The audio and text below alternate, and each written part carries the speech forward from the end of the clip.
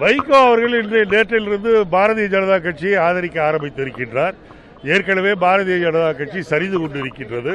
இப்போது வைகோ ஆதரிக்கின்ற காரணத்தால் நாம் எதிர்பார்ப்பதை விட சீக்கிரமே பாரதிய ஜனதா கட்சி ஒன்றுமில்லாமல் போகும். மத்திய அரசும் விழக்கூடிய அபாயம் வைகோவால் ஏற்பட்டிருக்கின்றது.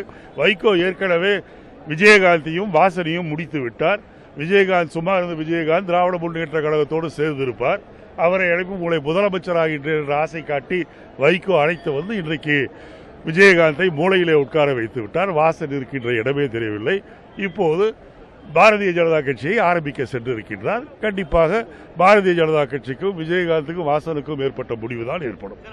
பாரதிய ஜனதா கட்சி ஆட்சியில் இருக்கின்ற வரை ஜல்லிக்கட்டு வராது. தமிழக அரசு முடங்கி போய்விட்டது. அமைச்சர்களும் முடங்கி போயிருக்கின்றார்கள். அவரவர்கள் கள்ளப்பணத்தை எப்படி மாற்றுவது என்பதில் தான் அக்கறை காட்டிக் கொண்டிருக்கின்றார்கள் ஒழிய மக்களுக்கு என்ன செய்ய வேண்டுமோ அதை செய்வதில்லை. கோப்புகள் மத்திய செக்ரட்டேரியட்டிலிருந்து இன்னும் கோப்புகள் வெளிவர ஆரம்பிக்கவில்லை, ஸ்தம்பித்து நிற்கிறது.